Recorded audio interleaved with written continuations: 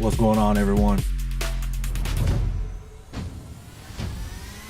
Test. I'm going to get this show started here shortly.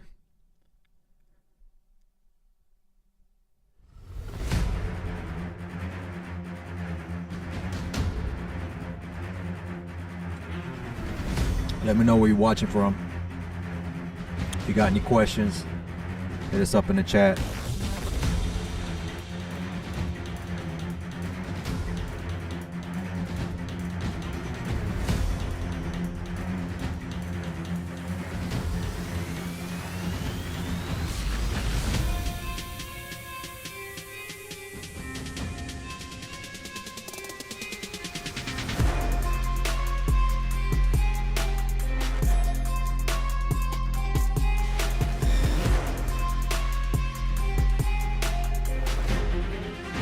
Alright, today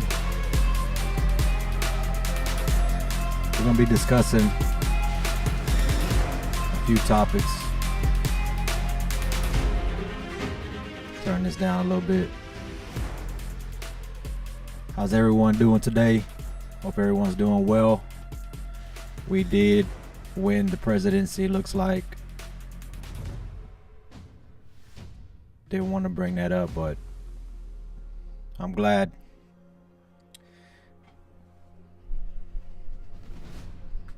Seems like it's we need some men's rights back, at least something. Leave us something. Hit us up 972-225-3017 if you're looking for service. Today we're going to be discussing common issues on semi trucks. Specifically, I'm going to be discussing air leaks on semi trucks. We're going to be talking about air dryers. I covered this before on one of our last broadcasts, but I want to get a little bit more in depth. I'm also going to talk about air compressors and ATS systems, which is after treatment systems. Some of these air leaks you need to look out for. More than likely, you're just going to listen for. But I'm going to be sharing some images with you today.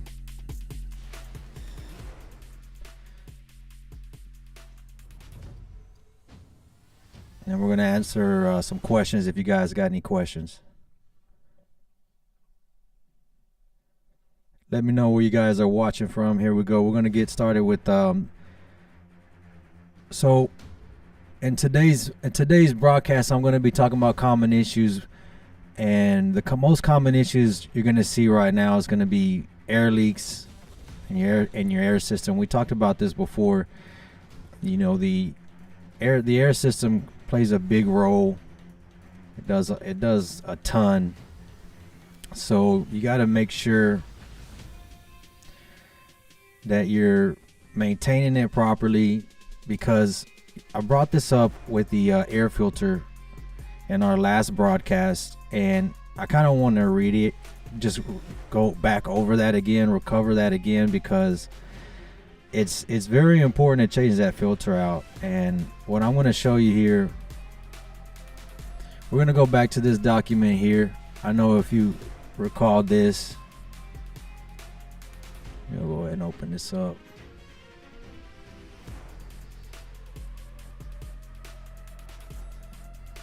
And I want to go to this specific page here.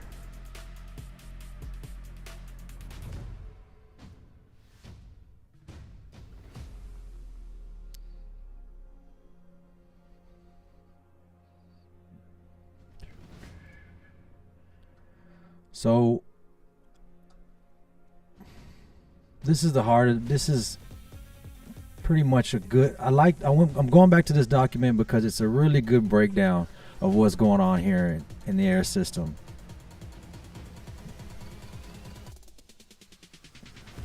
So what I wanted to discuss is, I want to get more in depth. So we're going to cover common issues, and since we're talking about the air system, I really wanted to cover the dryer system more in depth. Let me get here. How you guys doing today? So you can see the compressor down here. I might be in the way, but this is the compressor right here. It's a very small image of it, but what what it's going to do is, I'm going to give you some more photos of what the compressor does, but I'll just kind of give you a real quick breakdown. The compressor is going to pump air into the dryer, and it's going to go through the purge assembly. And when it goes through the purge assembly, this is made to catch the larger pieces of particles that you don't want in your dryer and your air dryer filter. So the air passes through the air dryer filter, and you can see it goes through this filtration phase to get all the moisture out of it. And once it gets pumped back into the assembly, it's going to start feeding a small reservoir here. It's a purge reservoir. So this purge reservoir is going to fill up, and as you can see, when it comes back down right here, you see how it has an arrow that goes back this way as well. So what that is pushing back on this. Pretty much, it's just a check valve. It's called a delivery check valve. So once you have enough pressure, it's going to push this valve back, and then that's when it's going to send a signal down to the unloader valve and put your compressor in a non-pumping state. That way it's not just continuously pumping air and you have a filled up system, or your system's completely filled. And also you can see that this delivery check valve is not going to pop open and supply, not only give you a loader valve, the unloader valve a signal, but it's also going to start airing up other sections of the truck. And as you can see here, these are smaller images of what your primary and secondary tank is going to look like. All trucks are going to have two air systems, or two reservoir. That way, if you lose air on one of them, you still have air on another. It's a safety precaution that the feds have manufacturers produce brakes like this. So this is why air systems are so crucial. And just off of this air supply tanks, is pretty much the whole braking system of your truck is what it runs. You won't be able to move around. So common issues is going to be air system, air system leaks. So I just wanted to give you a breakdown of what we're going to be looking at today. We're going to be looking at the compressor. I'm going to show you some images of this shutoff valve, this purge valve here. I'm going to show you what happens if, in some cases, these are designed to be replaced, but they can get built up, and I want to give you some images of those as well. So these are really key components of your air system here. These are the key components. There are other got some chats coming in. What's going on? How you doing? How often should you replace your air filter? Replace this air filter once a year. Don't go further than that. And I'm glad that you asked. I'm going to be sharing some photos here shortly.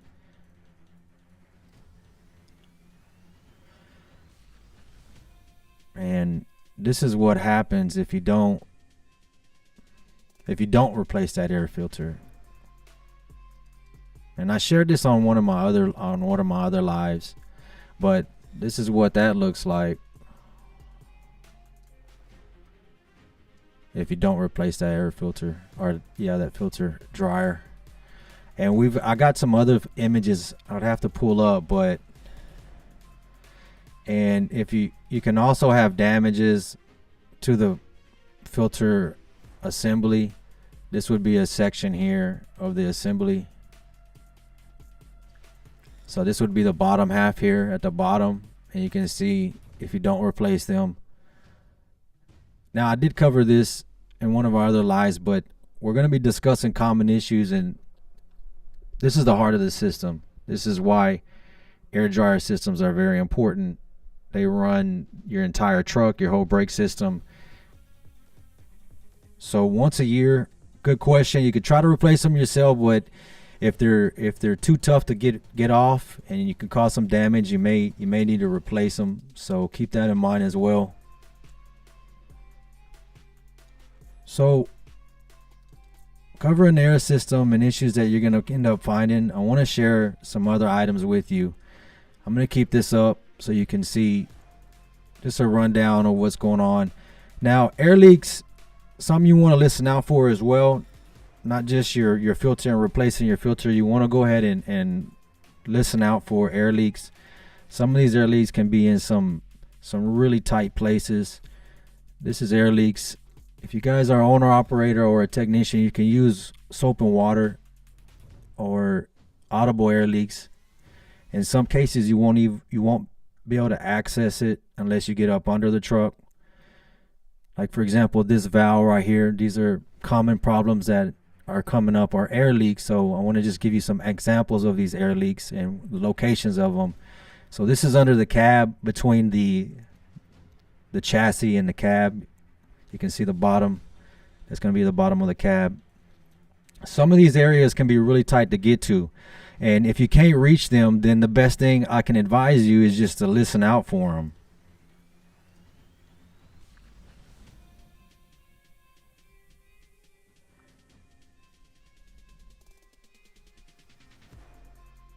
So, and listen out for these air leaks and don't ignore them. You can get some soap and water and try to track these down. But I want to show you some more images here.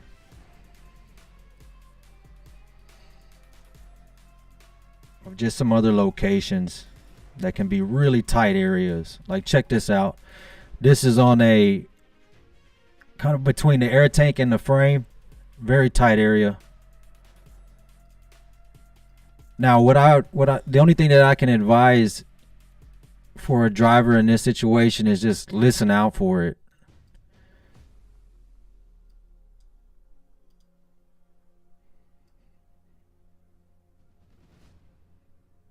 I'm gonna get to all the chats here shortly. If you guys got any questions, hit us up. Let's see what we got in. Hello, Trump 2024. God bless everyone. You know what? I did wake up pretty excited today. About Trump winning. And honestly, man, I thought the machine was gonna just take it from him again, and I don't know. I really thought the machine was just gonna take it from him again, and we'll see what happens. We'll see what happens. I'm pretty excited about that. I've seen a lot of comments, just really women being really sexist, and it was a goofy comment about. It was a really goofy comment. It's just really this election seemed more like a really sexist, and a really sexist kind of election. But either way, I was a fan of him before he even became president. I read The Art of the Deal, and it's a decent book. He talks a lot about himself, of course, but it's interesting because he was a developer in New York. And the things that he was able to accomplish when it comes to the city projects, he did a skating ring that the city was wasting a lot of money on, and it was using taxpayers' money, wasting a lot of money on trying to fix this skating ring in New York, and he was developing in that area, so he offered, hey, to the city, I can help get this project going. His father was in construction for a really long time, so they knew the ins and outs of construction. They weren't able to be played by some of these contractors that try to do these larger projects. It just gets bid really low. It gets bid really low, so there's a lot of inexperience in there. So with that air ring, it was that skating ring, it was a disaster over and over and over, and he was able to help to get that going in a really short time frame. So that was really interesting. So that's when I did come a fan of him. And then, of course, nobody's perfect or anything like that, but I'm really glad that he's in the office. There's a lot of people that probably don't agree with me, but a lot of the people that we follow or I follow as well. Rogan, he joined them. He was hesitant to join them and I understand, because now in today's cancel culture, you got to be really careful on what you say.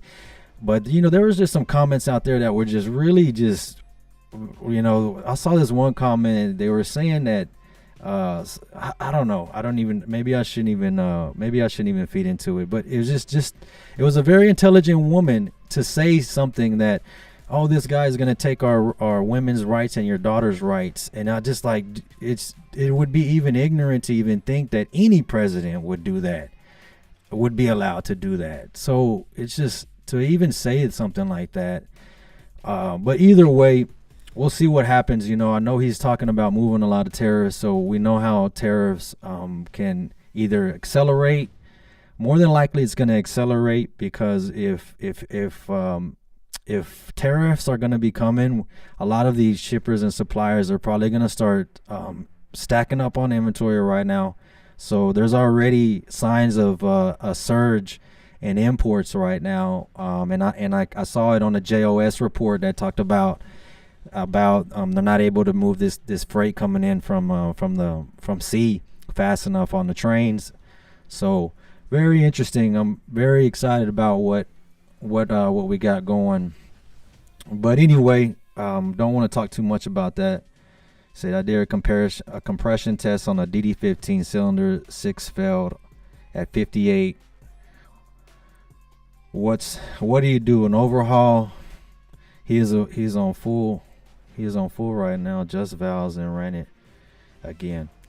Well, so that's somebody that's on the chat right now, and they're talking about that they have a troubleshooting with a DD15, and the DD15 has got a 58%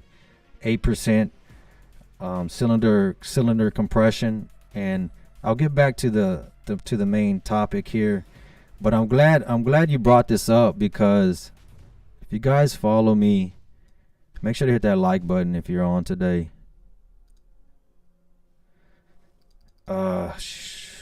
I'm glad you brought that up. And what chat's talking about, he said he's using software to do a compression test. These are compression tests here, are results of compression tests. Now this is OEM software, so if you did try to use a scanner, which I'm always talking about not trying to use scanners and using OEM software, but OEM software, you're going to be able to do tests like this without actually opening up anything and disturbing anything. The viewer is saying that he has one of these cylinders at 53%, which is very low. That's a very low cylinder. That means it's probably has no power, or really low power.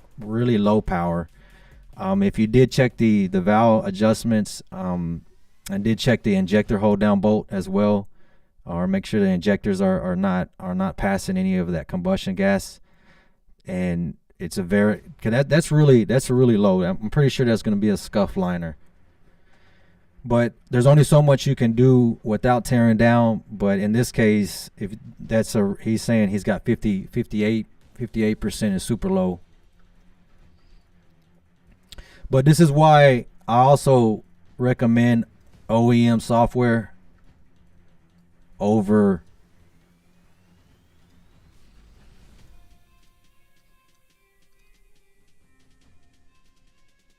another thing that's common on these trucks is we're going to talk about DPF filters, and we're going to talk about DPF systems. But you can get more in-depth tests over scanners when dealing with after-treatment systems. So instead of using a scanner, you start hooking up with OEM software. This is another example here, and we're able to read all the instruments or the controls here. The connections that are all connected here. So you're gonna have CPC. Remember how I discussed that? You have a CPC, and then you have the MCM. Now these trucks are coming that are automatic. There's also TCMs.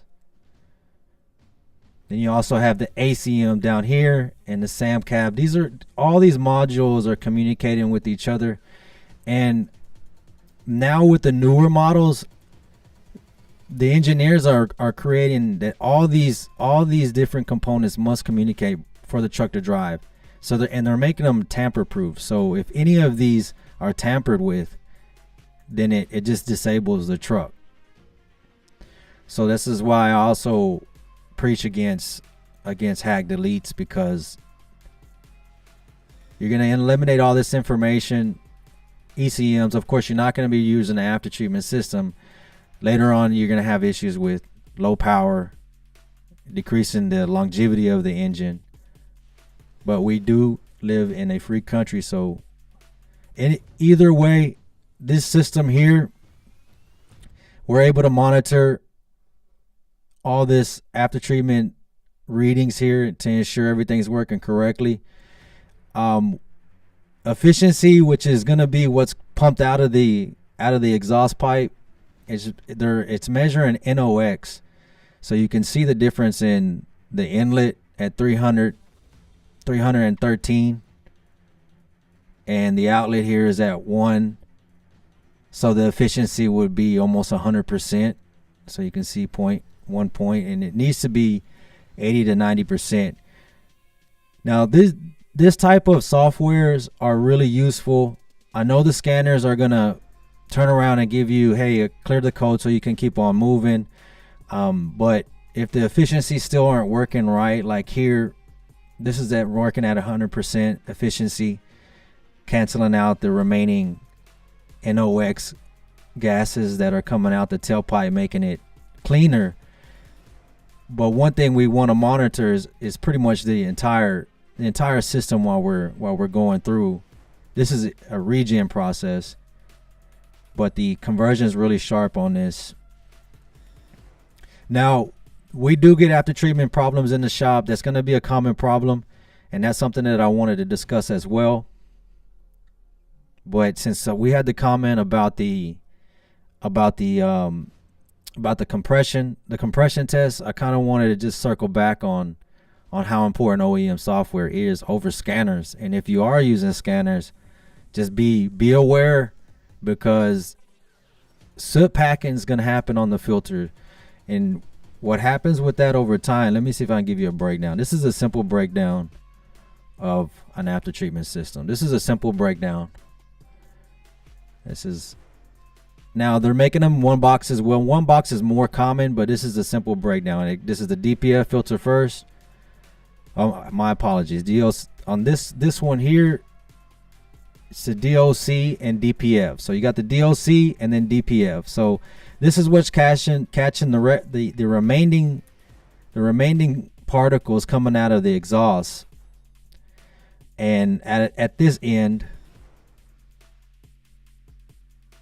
it's testing the outlet. So this looks like an older system here. This one looks like an older system. Let's see if I can get you.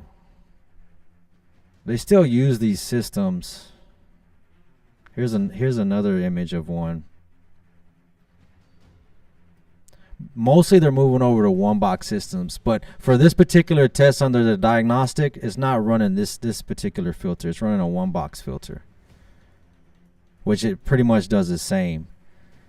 Your exhaust is going in and it's being filtered out, and at the end is where your DEF is being sprayed to cancel out the last of the NOx. It's going to catch most of the particles through the filters. This is why we make sure that all your temperatures are running correctly. It's all these different sensors, they can become corroded. I know it looks kind of like a rocket ship, but if you're really familiar with working with these trucks, you're able to troubleshoot them correctly, especially using the softwares to help guide you, OEM softwares to help guide you, and then recognizing what needs to be done or how the system needs to work. We had a system now in the shop that had come back, and we were curious to like what's going on with it. And with Detroit, whenever you have a filter at 400,000 miles, I'm going to talk more about after treatment systems. We'll stay on after treatment systems for a second. So with a one box system, your DPF filters are up here and the DOCs are right here. Now this is an older system. This is an old system here, and what's tough about these systems is this DOC filter is made into the box. So and that's the first one that's catching all the exhaust coming into the box. The filters that are after that are the ones that are replaceable. Once they're replaced, they go through a cleaning process, and there's different cleaning processes out there. But what I've read with Detroit is they're not, once they get pretty bad, like 400,000 miles, you're usually going to see caked up filters like this. Now, you can avoid this type of buildup by following proper driving habits, optimal duty cycles, making sure you're not idling a lot. But maintenance is going to end up happening. This is common problems on after treatment systems. So what I'm getting at is Detroit recommends that you replace the filters, swap them off with a shelf, because the bake and blowing process, I've mentioned this before in some of my other broadcasts, that they're saying that it's not an approved process of cleaning the filters. So what they mean by that is that it's not going to guarantee that filter is going to be cleaned properly because of soot packing. And this is all data driven. This is not something that they made up. This is just data driven stuff that they started to see that, hey, bake and blowing is not working. They went into a solution based cleaning and then retesting the filters. So most of the time, if you're whatever model truck you have, it's going to be best just to replace the filter at 400,000, 500,000 miles. Now, the reason why I brought up Cummins is because they mentioned that don't replace the filter unless it's broken. But what I've noticed, and we've seen with different designs and manufacturer designs, we've seen with as I mentioned in some of my other broadcasts, the trucks going over to a common rail high pressure system like Detroit did. Detroit also, when DD15 was introduced, were the ones that came out with the first one box system, which is being adopted as well. This one box system style here, which is, they call it one box because it's supposed to be all in one compared to the other style filter that I shared with you. This filter system here is being adopted. So then I start to see, okay, if they're copying each other, and who's at the lead. It looks like Detroit's at the lead when it comes to development, because I do see other platforms adopting. And I'm not saying that that the engines that they have are bad, but for example, this practice of not replacing the filter unless it's cracked, I would suggest doing that across the board. And it's not anyone's fault but Cummins not to update their systems. And it's very interesting, because when we discussed after treatment systems in one of my other broadcasts and what it's done to trucks, and I know that everyone is really, after treatments, no one wants to a lot of people don't like dealing with after treatment systems, I understand, but understanding them more and being prepared to maintain these filters and swap these filters out and not bake and blow them. And I know that bake and blowing is still in some literature for servicing. As for example, Cummins is still publishes not replacing the filter unless it's damaged. But as I mentioned, since manufacturers are still kind of developing these different, it's going through trial and error, Detroit's already recommending just replacing the filters. So I would recommend kind of doing that across the board. We can try cleaning them still, but there's not a guarantee that it's not going to fix it correctly. Another thing that we see common in the shop is, let me share some more stuff on these after treatments here. Shout out to everyone that's joined us this morning or this afternoon.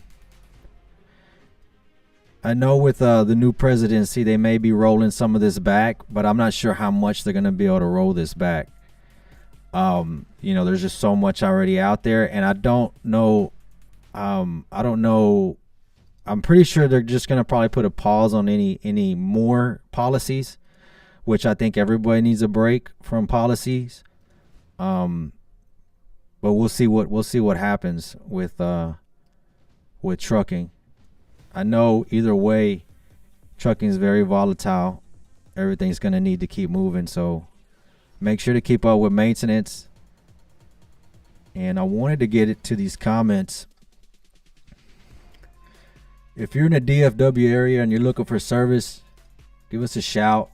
972-225-3017.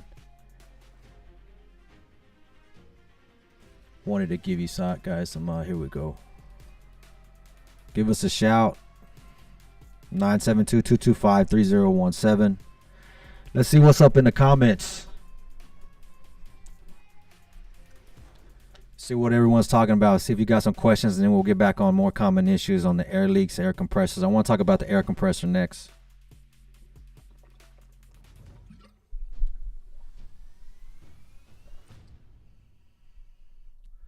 Good. He talked about the air filters. I got a comment about the air filters. Good stuff, man. Yeah, winter season's coming. Winter season is coming, and I'm glad you brought that up, because I'm gonna tell you what happens as well when we start having issues with these air dryers. Let's get to that. Let's get to that next here.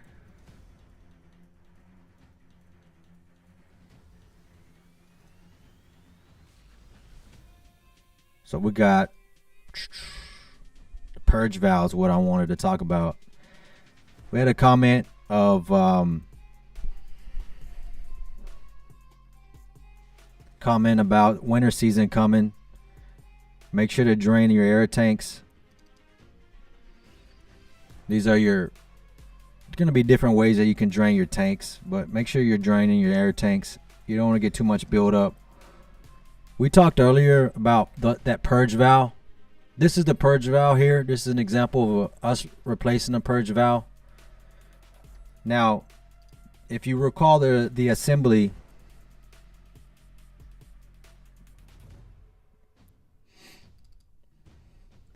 if you recall the assembly, this section, this purge valve is located here. This is this section here. So sometimes these can be repaired, but I just wanted to give you a visual. Sometimes these can have a lot of buildup on them, and what happens is it gets clogged up, and then it starts leaking. These O-rings, let's take a look at them. You can see this one's kind of worn. Oh yeah, that one looks destroyed up top. Guys, if you're gonna replace these and you're do-it-yourselfer, make sure you read the instructions, because I've had people say remove it without draining the air tanks, and that thing just pops right off, because it's gonna be at the bottom here, this section right here, and it's held in there by a snap ring. So be sure that you have the right tools to be able to service that. But yeah, the filter is important as well. We talked about that earlier, and that was in the comments just now.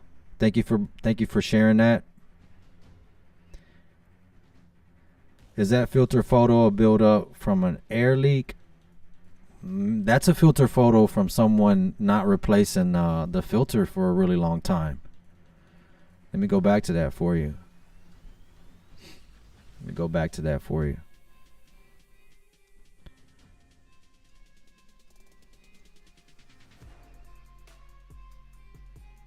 That was pretty bad, wasn't it?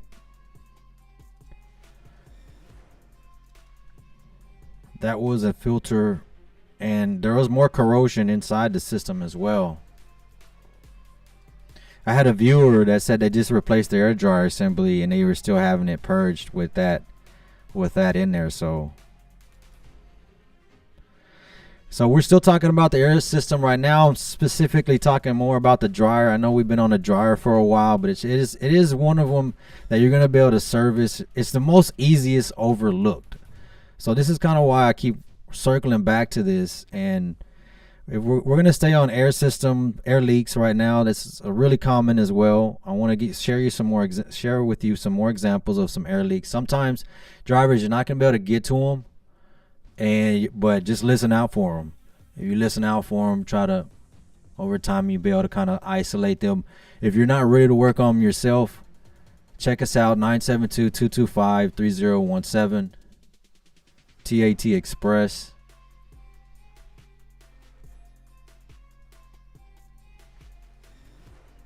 Got this one up too.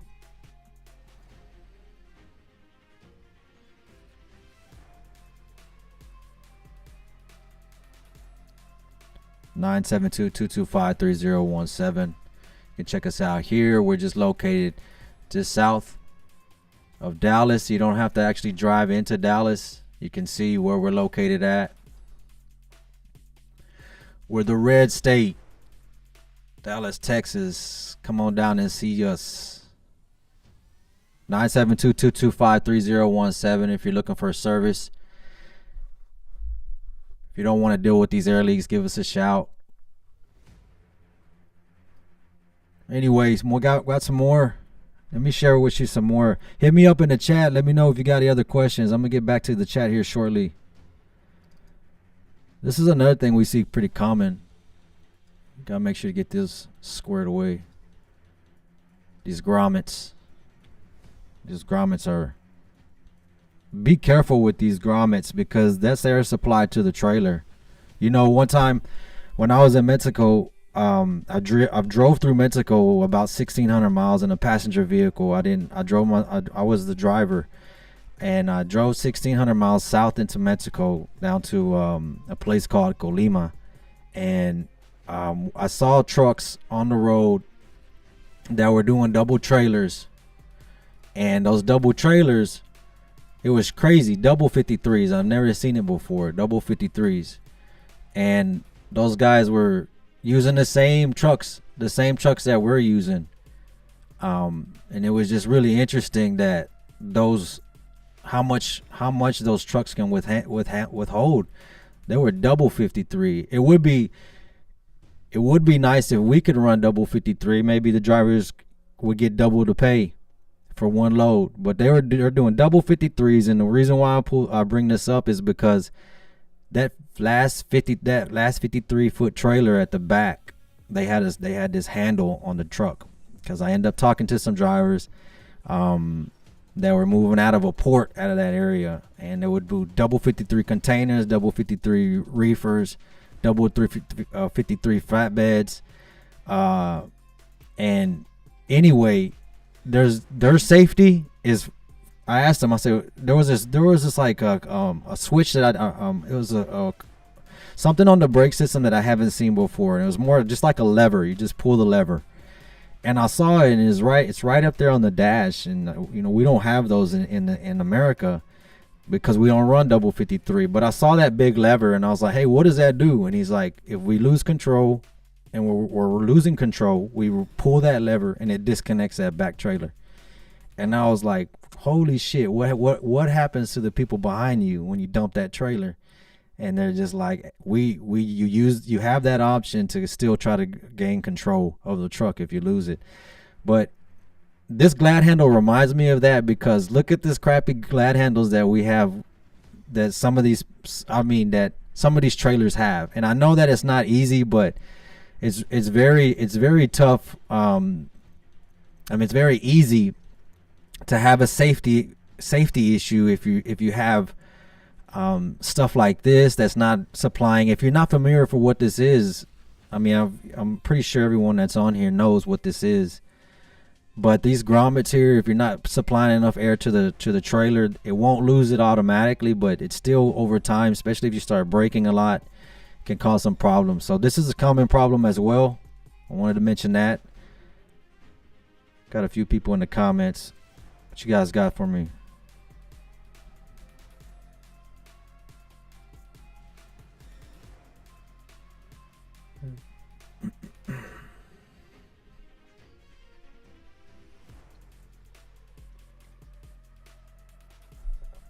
Thanks for that comment, man. I appreciate you joining us, man. That's some good points that you're bringing up here.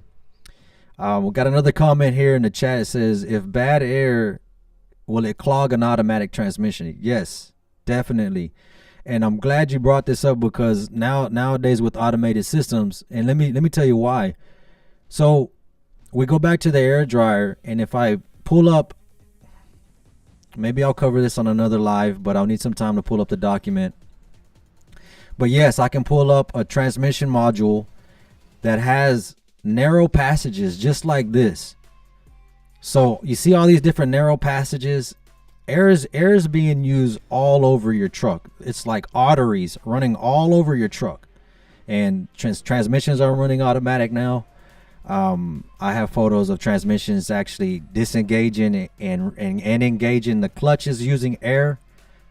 So yes, this can definitely a clogged air or bad air or a filter that's being neglected and not replaced over time, or a hair dry system that's not working, not draining your air tanks and getting the condensation out of your air tanks. If you do it for a really long time, it's going to affect all the arteries that run through that truck. So if your truck's an automatic, more than likely you're going to have some problems over time with the controller if you're not keeping up with it. Now, changing your air filter dryer now, do it.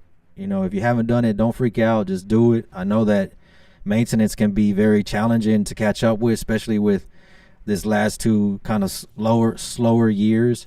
And I'm hoping with this new presidency, maybe we can get some stuff going. And that's what I'm looking forward to. So we'll see what the turnaround is on that. And I'm hoping it will be. I'm hoping he's gonna do what he says he's gonna do, because I understand there's a lot of things that are going on. But let me get back to these comments here. 58 fits in 60 seconds. What do you mean by that? Hello, friend. Okay, 58 fits in 60 seconds. Are you talking still about this? Hello, friend. Did a compression test on a DD15. Cylinder 6 failed at 58. Guy wants to do an overhaul. He is full of it, right? No. Oh, you're asking me because you're the truck owner. Adjust valves and run it again. I mean, adjust valves, yeah. You can adjust valves and retest it, but honestly, at 58%, something doesn't sound right. At 58%, let me go back to that. I'm sorry, I didn't understand that question at the beginning, but we have a driver that says that he went into a shop and they ran a compression test, and one of the cylinders is reading 58%. Yes, doing an overhead and retesting are the correct procedures to see if it makes a difference, but in my experience, it doesn't make a big difference. Most of the time, it's going to be a liner or something going on internally with that.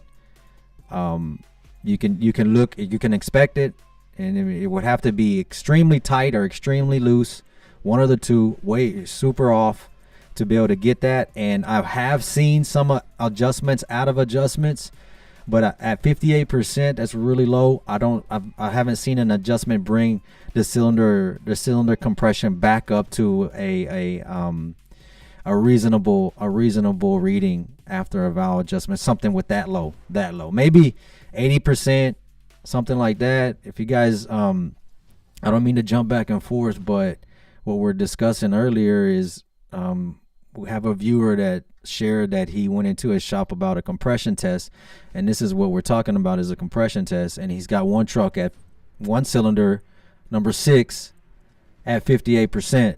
58% is super low. 80 might bring it back up after a valve adjustment. More than likely you'll see it close to 90. It will. I apologize, it will. But when you're dealing with low 50, that's really that's a lot of compression being, that's really off. That's half the percentage of what the cylinder, and more than likely that sounds like a mechanical issue. Of course it is if it's reading low compression, but I don't think that mechanic's full of it, man. I don't think that mechanic's full of it. And if he's known for working on DD15s, then he may know what he's talking about. If you're in the DFW area and if you have if it's questionable, you can come check us out. 972-225-3017. The next test would probably be a mechanical compression test, but I'm more than likely you're gonna have to tear down and do a. I don't mean to have me zoomed out so much. Oh, Texas, the red state. But we welcome everybody. Blue states. We won't hold you. We won't hold you for. We won't hold a grudge, man. We understand that the political machine is very manipulating. I honestly feel like that's why they decided to take down Diddy, so that they can blackmail all the people that try to co-sign for that party. But it doesn't look like it was stolen this time. We'll see what happens. And I know you guys think I'm crazy, or people think that that type of stuff is crazy. Stolen elections are crazy, but it's real stuff, man. Look into history. There's governments that destroy other governments and create voting systems and put whoever they want in power. It's not like do your research. It happens. It's real, and they use the same systems. I just think that we're not. I mean, shout out to Mexico, and I like Mexico, but dang, they're super violent over there. In 2024, they had 30-something assassinations, 30-something political assassinations, 30-something people. Successful assassinations. That's crazy. I shouldn't say that so much, but I mean, those are facts. Let's get back to the topic. That's why I don't like talking about any of that stuff. Yeah, it was a Kenworth Aftertreatment system. Yeah, thank you for highlighting that. I was sharing some images of, but we can look up. Let me look up a aftertreatment system from Detroit. More common. ATF. Aftertreatment system.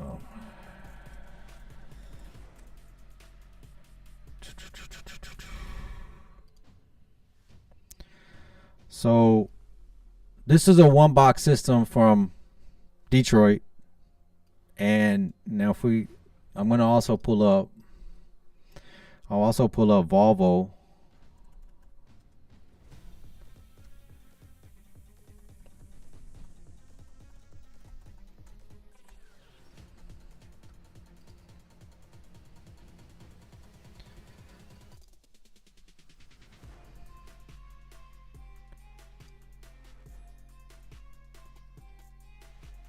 So the reason why they call this the one box system, as you saw earlier, I gave you an image of what it looks like when you start taking the filters off earlier. Let me pull that back up for you.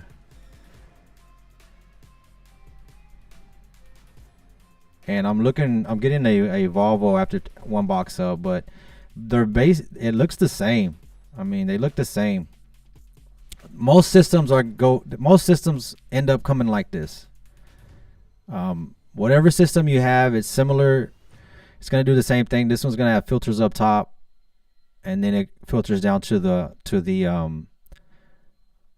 SCR, where this is going to dose in your DEF and cancel out the last NOx, which is after treatment systems aren't going to go anywhere. They're going to pretty much stay moving. So just getting used to them and learning how to work on them and maintain them. One box systems will need to be replaced. I know that trucks are rated for 1 million miles, but they not all the time are they gonna make it to 1 million miles. This is just a breakdown on how their after treatment system works. Goes to the DPF, and then at the end, we're coming out of the DPF SCR. This is where it filters out the last of the NOx. And I had a viewer come by, or actually a viewer comment and say that Scana had a zero emissions truck eliminating the DPF, and I looked into it, and I didn't see any images of how the engine is, but I didn't see anything new. I saw literature, but I didn't see any images. And in the literature, it did say that they're doing it. They're canceling out the DPF because they are doing more regenerate or more EGR flow. They were doing more EGR flow, but still using the SCR system. So I was interested to see the engine, but I didn't see any images. If you guys have seen that, I want to see, because what I suspect is they're running a larger EGR cooler, so they can, because it says that they're using more EGR gases, circulating more EGR gases to cut down the NOx going out, and then but able to eliminate completely the diesel particulate filter. That makes me think that that soot has to go somewhere. So I think it's going to end up going through coolers, EGR coolers, and those EGR coolers can get clogged if they get too large and they try to stack them or pipe them all up. I seen it with International. When International tried to come out, they did this Max Force engine, and it was their attempt to run more EGR flow, and maybe Scania is going to be more successful. I know that's a really popular engine, but I wanted to see the photos to see if they were running larger EGR coolers, because if that's the case, then those EGR coolers can be a weak point. You're going to have to service them more often, because you're thinking about it, you're running more EGR flow, so now you're using your cooler more. Give us a shout, 972-225-3017 if you're looking for service. Appreciate everyone that's joined us. Make sure to hit that like button. Subscribe to the channel and turn on notifications, so when we go live again, you're notified and you can participate in the broadcast. We got a few more comments here. See how long we've been broadcasting for. Almost gone for an hour already.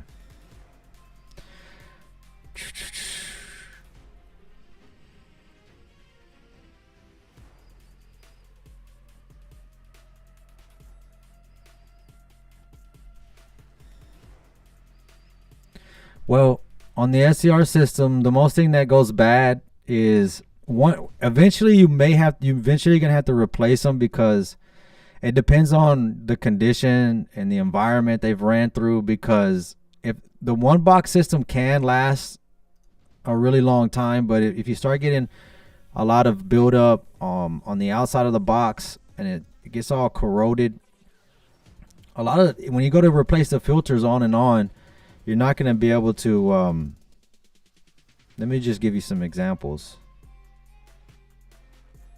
Eventually a one box system will need to be replaced. Yes, sir.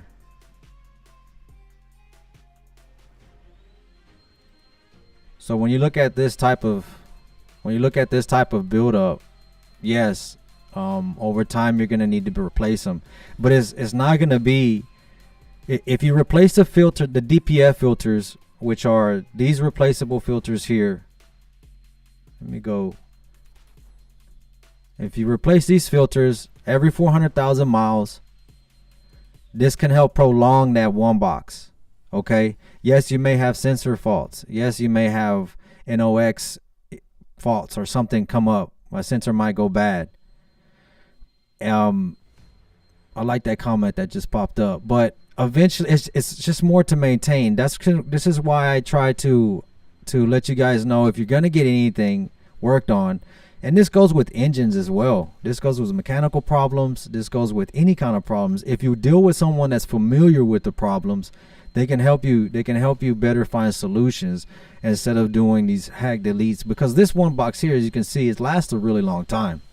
Eventually it will need to be replaced, but it lasts a really long, it looks like it's got a lot of miles on it. And the comment that came in, and I appreciate you joining us, and then you're asking what breaks on the SCR system. More than over time, what we see is just lack of maintenance, where we're not replacing the filters, and we also see a lot of idling. I know it's very tough not to idle these trucks. A lot of you guys live in the trucks, and that's how it is. Try not to idle by using APUs or different sources of energy to cool the truck off or warm the truck up. So kind of look into those, and ensuring that you are idling properly. And a lot of these areas don't want trucks idling all the time. You know, the truck stops a lot of these places don't want them idling because of I guess it just collects smog. And and that's what this. So I don't see these systems going anywhere. All I see is these systems just getting more sophisticated, and everyone just becoming more aware on how to maintain them. Yeah, it is a filter that needs to be replaced, and this is very common. But also the other solutions of just maintaining them is going to be just your best bet. So that's what we see mostly with SCR systems, and also we see you'll have some buildup with the DEF. The DEF filter doesn't get replaced often. That's something that gets overlooked as well. So the DEF delivery doesn't happen. And with these one box systems, with the filter made onto the actual assembly, that makes it just a little bit more complicated, because the filter that's made onto the box is not serviceable. So once those filters which is the DOC, once the DOC gets clogged enough, you won't be able to replace that. You won't be able to replace the DOC because it's made onto the one box. So that's when you start having to replace the one box. So it's just wear and tear over time, but we have seen them last a good long time if you follow proper procedures. Make sure you're doing cleanings as well. When I say cleanings, I mean EGR cooler cleanings. Someone commented on that SCANA development. Let me look it up. What you say? Expect dozer and DEF pump. What about the one box brakes? Well, just the DEF pump, you're right, and the DEF dozer, you're right, they get clogged. Most of all your after treatment components will need to be replaced over time. After your 500, maybe right at 500, but start expecting to start replacing aftermarket or after treatment parts after 500,000 miles. I feel like I got all off the subject. First, we talked about air leaks. We talked about air dryers. Oh, we didn't get a chance to talk about air compressors yet. We are talking about after treatment systems, so we'll stay on that.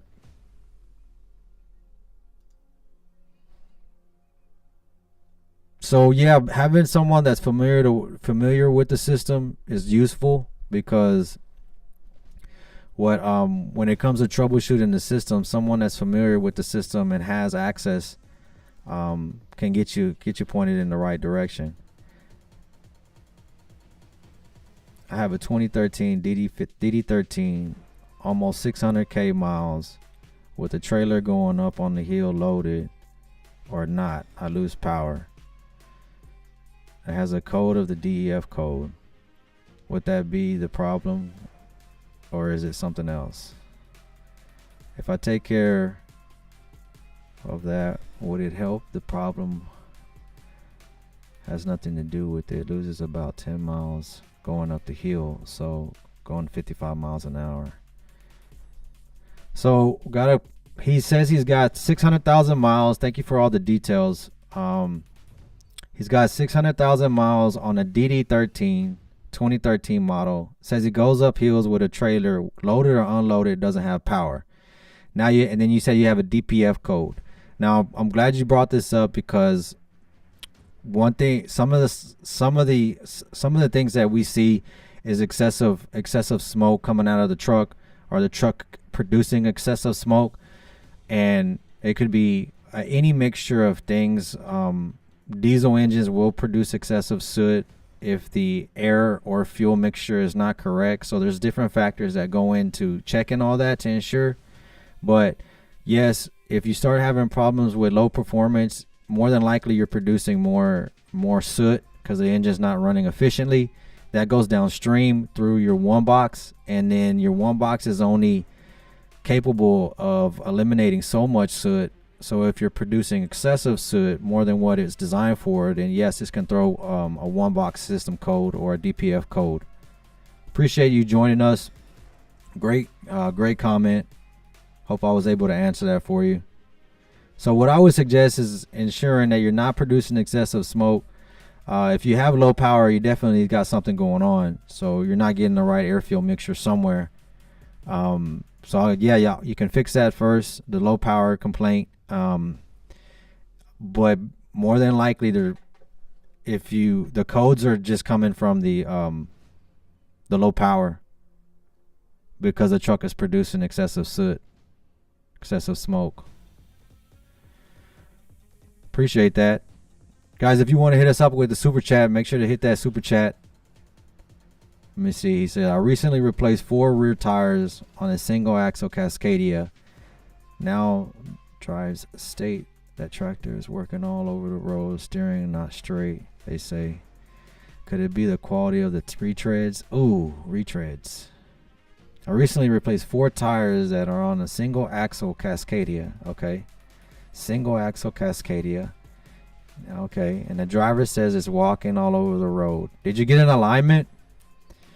If you replace something and it wasn't doing that before, then it had to do with that repair. So I would go back to if the alignment is right, or if the tires are out of alignment, or excuse me, I meant the axles are out of alignment, and maybe it wasn't that noticeable because the old tires were already wore, and now you have new tires.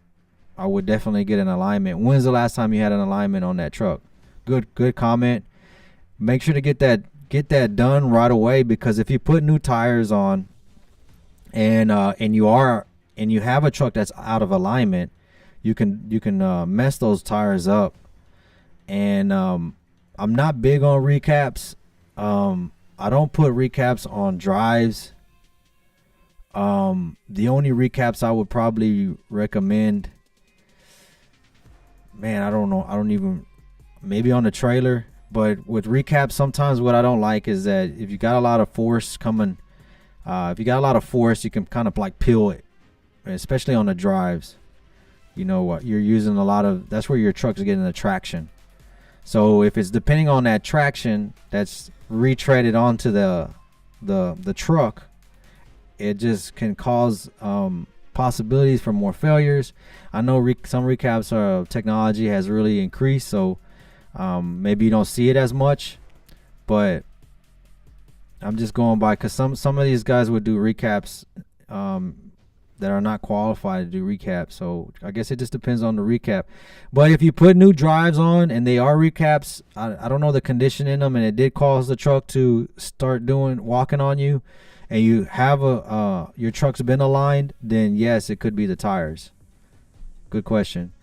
Daniel, you said no EGR on SCANA. You know what? Send me some information in the comments, because I was interested in whenever someone brought that up in the comments, because SCANA is not used in the United States. We use mostly Volvos, Detroits, trucks like that. We don't use SCANA, or SCANA's not available to us. But I did look it up, and I saw that they were claiming 0 DPF, but I did see that they were using EGR. So send me some information, Daniel. Where you watching from, Daniel Santos? And make sure you're not looking at like off highway engines, because what we cover mostly is on highway engines. I know there are some off highway trucks that don't have as strict regulations as on highway trucks, but we mostly specify or specialize in on highway trucks. But good question, good comment. I'll be interested to know more about that.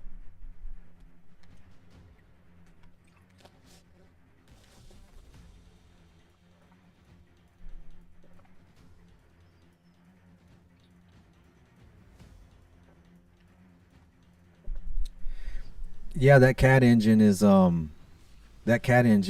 for a off highway. CAT's not making any on highway engines still. King J says, what if the filters are pressure washed? You're talking about the, okay, so you're talking about the DPF filters. Now, this is, I've seen people use that form, but what I would recommend is just getting another filter that's already been through the whole process. because yes, they're using solution. I mean, they're using a washing process when they wash the DPFs instead of baking them, so they can prevent the soot packing. Because their data has shown that baking and blowing is not guaranteed to clean the filter. They're mostly using solution based. But I've seen the process, and man, to have that set up and be able to do that pressure washing with solutions and soaking, and just being able to test them, and if they're not good, of course they just have another reman filter ready for you. So they're easier to replace. If most of the time they'll be in stock, and you're not dealing with maybe or maybe not it's going to be clean. And I understand some places still do it because procedures are in place. You know, Cummins still shows the don't replace filters, and it may be looking to save costs or jumping, but we try to avoid having comebacks because we don't want to waste anybody's time. So, but after treatment systems can be very tricky, especially on high mileage. You start having 500,000 miles plus. If you ran an after treatment system with a clogged up DPF, instead of replacing it, or over time, you can cause some problems on the one box system as well.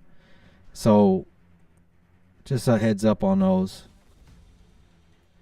Says, yes sir, thank you, I would do that, but first I will adjust the valves and see what happens. Okay, yeah, you can adjust the valves first.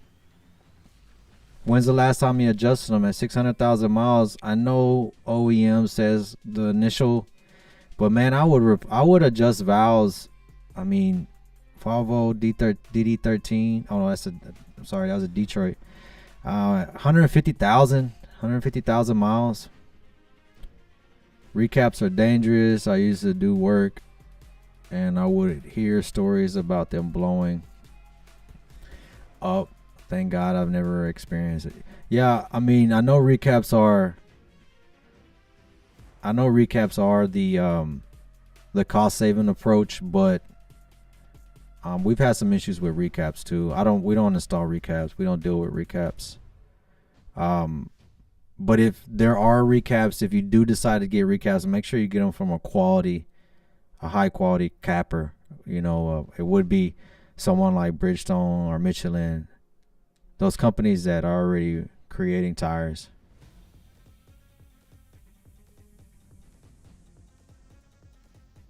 I hope everyone's doing well out there. Make sure to share your experience in the comments. I wanted to cover compressors as well.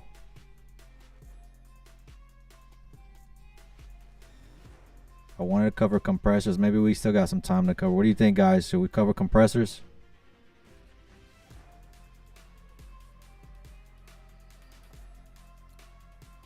Bad. All right. So give us a shout, 972-225-3017 if you're looking for service. No, you guys couldn't see it. Got chat blocking it, but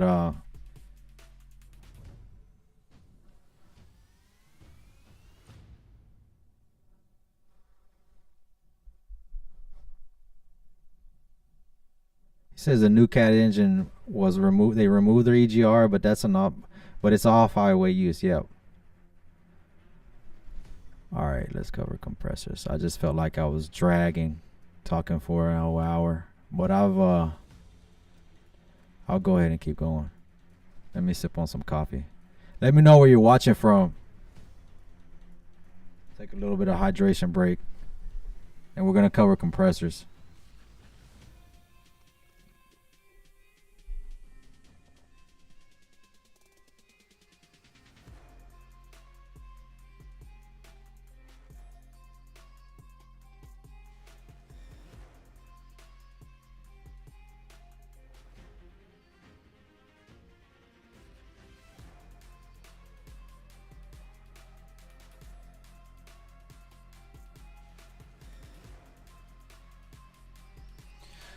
All right, all right. We're going to be covering compressors next. Now, changing out your air filter goes back to that air filter. Changing out that air filter, it's not gonna completely say, hey, you know what, your air compressor is never gonna go bad. But it's gonna help. It's gonna help prolong that compressor. And I got some good images here because I had a viewer.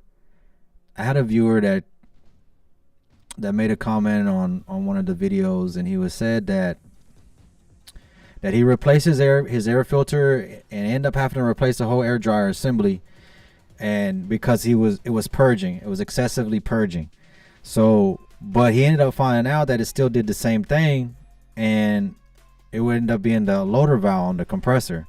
Now I know I've brought this unloader valve up before, so let me pull up that. Let me pull up that document again. All right.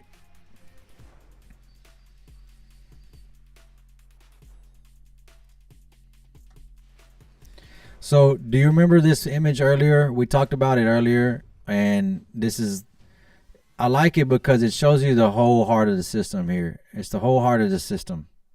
Now, you got the compressor down here is what we're going to cover now. As I mentioned earlier in the earlier of the broadcast, whenever this compressor is pumping, let me zoom in on it for you guys. Whenever this compressor is pumping and it's supplying, going through the purge valve, purging out the trash, getting cleaned out, getting into your reservoir. Okay, now it's full. Let's start opening up valves. Opens up valves. Now our primary starts filling, then our secondary starts filling. At this time, the compressor's boom, boom, boom, working, pumping. I'm going to show you how it works. So it's pumping. And as soon as everything's full, it's continuing to pump, and it needs to be turned into like an idle cycle. So that's what this does. Once it's full here, it also purges it and sends a purge signal. Let me go here, pull the document over. Okay.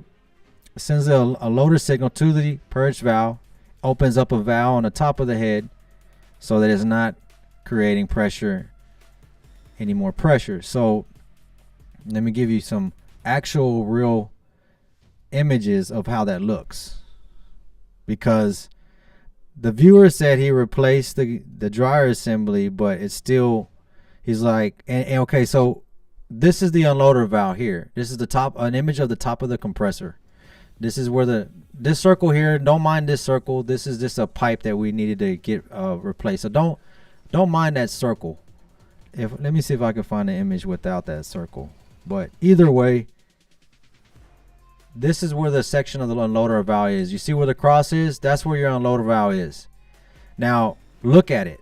It's at this point, replacing an unloader valve is just a waste of time when you look at this compressor. I don't know exact mileage on this particular truck, but when your compressor starts getting to like this state, yeah, it's gonna need to be replaced. Maybe an unloader valve will fix it, but compressors are not usually just gonna fall out on you or just stop working. They're gonna give you some gradual indicators. You're gonna have issues with not being able to build up air fast enough. Gradually, if you have high mileage, if you struggle keeping your air tanks up, if it takes a really long time in the morning to build up and you notice it taking longer and longer, but your air dryer assembly and your air filter is nice and clean, it's possible that your compressors are going to be showing signs of wear. Now, it's normal. I don't mean to freak you guys out. I'm sorry to always have to tell you what breaks, but I just kind of want to give you guys more aware. These last a really long time, though. They last a really long time. They're not something that's going to fail on you within 500,000 miles. I mean, this is going to be after 500,000 miles. And I've seen them go even further. I mean, they've gone a really long time, but I've seen issues where the head starts to leak. It doesn't build air properly. Let me give you a front view of this. So coolant is running in and out of this head, cooling this off. Okay, That's how this works. Boom, boom. Got coolant running through it. It's constantly pumping. It's constantly pumping. I'm going to show you where it's geared into. So as your engine's rotating, this is just constantly turning. But you can see this compressor is just war. It's already got oil coming out of it. I'm going to show you some more images. This is common problems as well. This is the heart of the system. When we talked about the air dryer is capturing everything. But this particular part right here, this is the actual heart of the system. So when it comes to doing your oil changes, this is really important as well, because this uses so much oil. It needs oil to lubricate.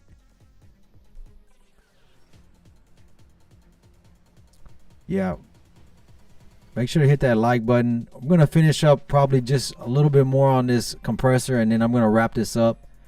I don't want to I feel like getting a little fatigued out, but how can I am getting a little excited just about talking about, you know, this hardware and just giving you guys some information. So this is the new compressor. If you guys do work on these compressors, you see how he circled everything. These are things that just need to be replaced. It's going to be tough to try to reuse that. And I'm going to give you some images of where this compressor is located. It's a really tight area. It looks like he accessed it from below. This is the compressor installed already from the bottom. Sometimes they'll leak from the bottom. Let me see what else we got. Let me see if I can find an image of where he's got it installed at. I think this is it. All right. So this is an image of the bottom view. Gear. You can see these are the gears, the rear gear of the engine. We're looking at the bottom of the engine. This is the back of the engine. We're laying on the bottom. So he dropped the compressor below, so he doesn't have to disturb the filter housing and all that. So he dropped the compressor from below. And as you see, it's a really tight area. This is the power steering pump. Power steering pump mates against it. This is where it's going to drive it, is where it stabs in there. So the compressor does a lot. It's not only being driven by the truck. There's no clutch there. It's constantly turning. Constantly turning. So this compressor's just got pistons going up and down, up and down, up and down, up and down. So yeah, you can imagine over time it's going to wear out. And it will happen gradually. Keeping up with maintenance like oil changes, changing your air filter. This is something I wanted to mention as well. Keeping up with that dryer assembly is going to help eliminate problems out down the road, because if you have a clogged filter, in this case, let me go back to this one where we had this corroded filter. It destroyed the compressor. And not right away. Not right away, but just over time. You know, this could happen too when you replace your air dryer filter. So try not to wait too long. One thing I wanted to mention is you can see how old these filters are if you just look at them. I mean, you can kind of see what a new filter looks like and how an old filter looks.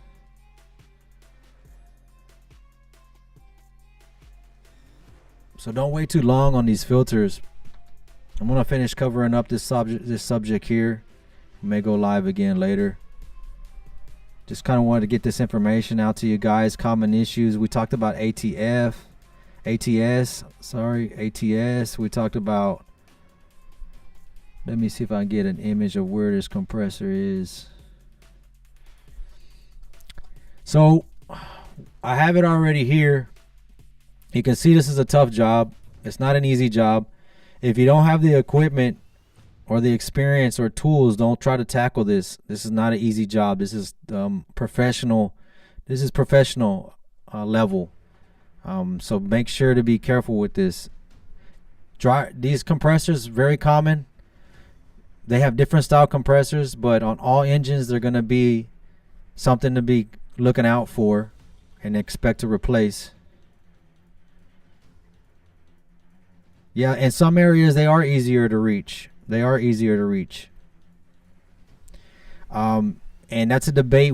That's a discussion I wanted to bring up later, is what's the difference, or what's better between a front gear train driven engine or a rear gear train driven engine. It looks like most of them are going rear. But in the front were everything was very accessible. You could get a compressor off on I remember on the Caterpillars, you can get them off really easy. You could get them off the Series 60s really easy as well. Really easy to come off. Now it's not like that no more. It takes a lot more to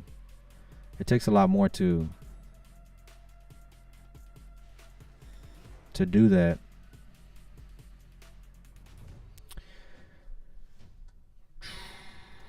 All right, so we discussed ATS systems. I went more than I wanted to.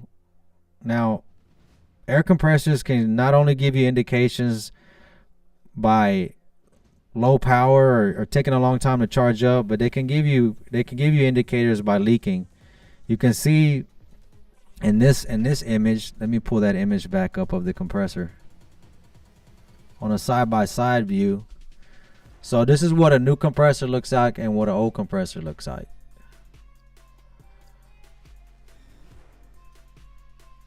This is a common problem that you're gonna see. Most of my viewers are probably got trucks that have over 500,000 miles. So all this is gonna be kind of like something to look up to. You have to look up to it. Not look up to it. Look forward to it. It would just be expected, I guess, because nobody really wants to look forward to this. But owning a machine, it's a machine, guys. It's not gonna last forever. But proper maintenance is going to help you. I don't know why there's so much buildup on this one. You know, I don't know if how often the truck was washed, but I can see that it had a lot of buildup. Has a lot of buildup on it. And externally, it's not going to give you like, hey, this is. But I mean, you can see it looks like it's leaking oil. I think it was leaking oil from the bottom. But the construction of these air compressors is just a piston. You can see where the cast is kind of bowed out like this. That's where the rod of the piston is. So all it's doing is just going up and down as the engine's running. So it's just constantly pumping.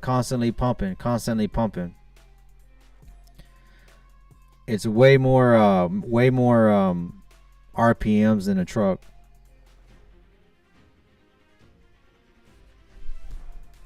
But either way, appreciate everyone that's joined us today. These are just some common problems I wanted to share with you on what you can expect. Air system, ATS system, air dryer. We're going to be doing some more broadcasts like this with common problems. Let me know what you guys think. I appreciate everyone that's joined us today. Make sure to hit that like and subscribe. And if you're in the DFW area and you're looking for service, hit us up 972-225-3017. 4140 Langdon Road, Dallas, Texas 75142. Hit us up. Give us a shout. Appreciate everyone that's joined us today. Y'all be safe out there.